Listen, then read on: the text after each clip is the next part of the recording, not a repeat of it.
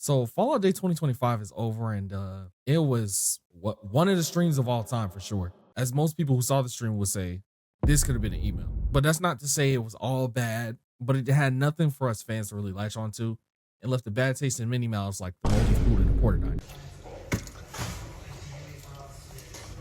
Yeah. But let's talk about the stream and why exactly it didn't go over all that well. So things leading up to the Fallout Day stream were actually slightly optimistic by most fans, because it's been generally known that Bethesda has been working on a Fallout 3 remaster, which we talked about in a previous video of mine. Check that out if you haven't seen it already, as well as massive updates for Fallout 76 to coincide with the release of Fallout Season 2, which was shown off weeks ago by the YouTuber Juicehead. You can check his video out as well. Due to Bethesda's main focus being on Elder Scrolls 6, most people expected to see at least a trailer for Fallout 3 Remastered with a release date somewhere around next year, or at least a teaser of some sort that something is coming. With the next special date for the Fallout series being Fallout Day, it was safe to say that most of us were expecting at least something new. However, as usual, we would be extremely disappointed after seeing Bethesda's latest and greatest announcements for the series. So before I start the absolute dissection that I and the community did on this stream, I'll just go over the stream itself so y'all can relive the disappointment with me. Honestly, Bethesda got me feeling like somebody's disappointed dad. Pretty awesome, huh? It's my Dungeons and Dragons masterpiece. Steve, why do you make it so hard to love you? Anyways, on October 23rd, we got the Fallout Day stream, which came with a handful of announcements. So we got a recap video for the 10th anniversary of Fallout 4, with members of the staff speaking on how they felt during and after the announcement of Fallout 4 at Bethesda's E3 conference in 2015. After we got this, we got the trailer for the new edition of Fallout 4, Fallout 4 Anniversary Edition, which will include all the DLCs, all the Creation Club content, and the implementation of the new Creation Store, aka paid mods, that have already been implemented in Skyrim and Starfield. Also, this was followed by an announcement of a Switch 2 port, and I'm sure we know how that's gonna go.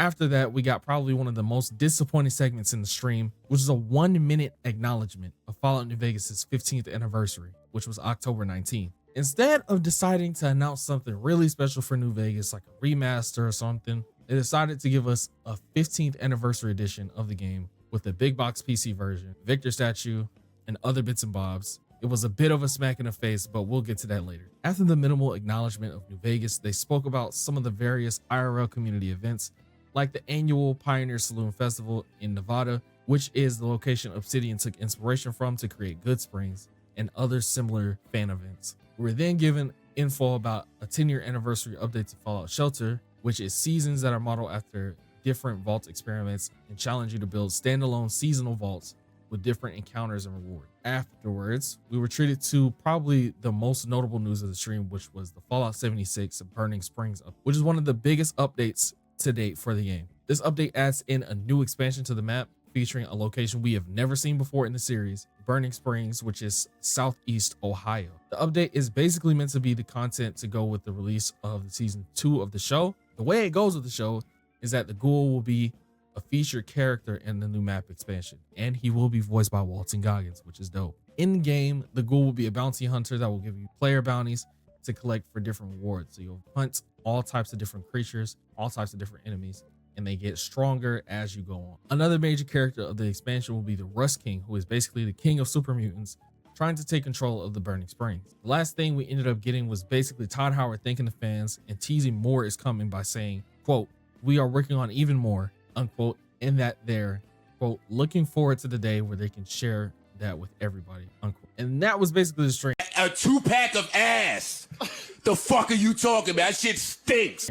And I'm sure y'all know that it wasn't well received. So to say that the stream got some of us disappointed, confused, and angry is an understatement. I'm just gonna go over how I and most people felt about what was in that stream, honestly. The only good thing I feel we got from this was Fallout 76 Burning Springs, if I'm being honest. Fallout 76 is actually a good game, and more content for the game is not bad whatsoever. I don't care what anyone. Giving a new look at the ghoul before the show starts is actually super dope, because we really don't know much about the ghoul before the bombs, well, after the bombs drop before the show.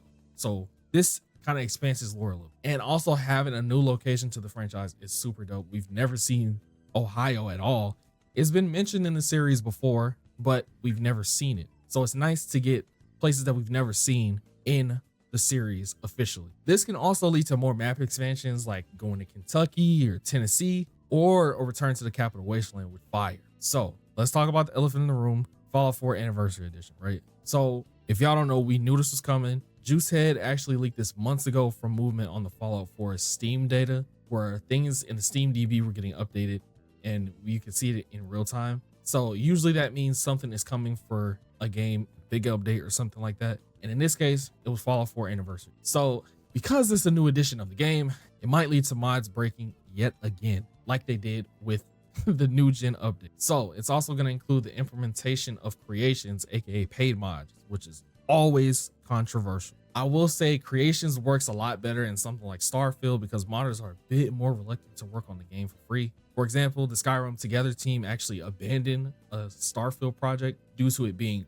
boring. So one thing I will say is that it could have improved code as opposed to the next gen update that caused so many mods to break and become the inferior version of the game. But it's kind of unlikely because we saw this with Skyrim Anniversary Edition where mods had to be updated to use that version. Pretty much now it's completely segmented where you're either using Anniversary Edition or you're using Special Edition. I mean, one good thing about it you can kind of say is it does come with all previous Creation Club content if people want it. Most of them weren't that great, unlike Skyrim stuff.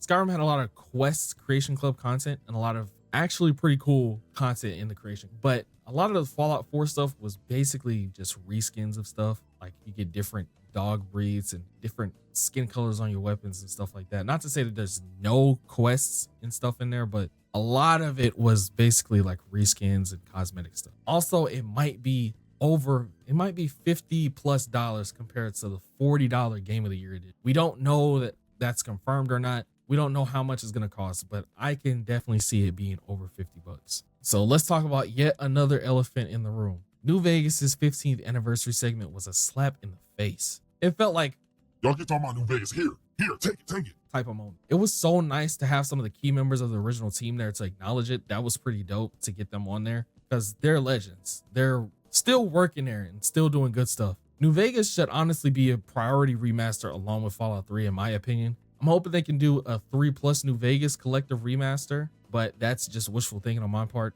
God forbid we actually want to get 2 remastered games to hold us over until 2035 or whenever something is going to happen with Fallout 5 or whatever they have next. Also, is there anyone that still plays Fallout Shelter? Anybody? I feel like that game hasn't been relevant in years, but I could be wrong. Y'all let me know in the comments.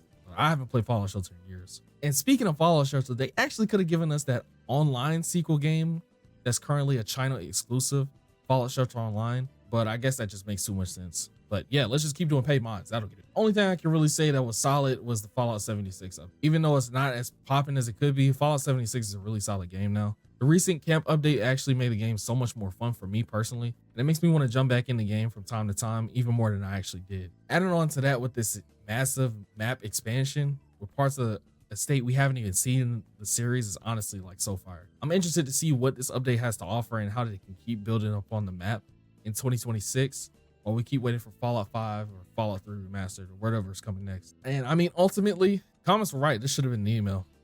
But that's pretty much the gist of all the good and the mostly bad of the Fallout Day 2025. All in all, I can't say I have much hope for the Fallout series in the next year or so, but hopefully something changes sometime soon because it's looking like we might have to go take a little ice bath in Vault 111 to get the next Fallout. But let me know your thoughts down in the comments below. How do you think the series will stand in the next year or so? Make sure to like, comment, and subscribe to get more content from me. I got more videos coming, not just on Fallout 2, so stay tuned, and I'll see y'all in the next piece.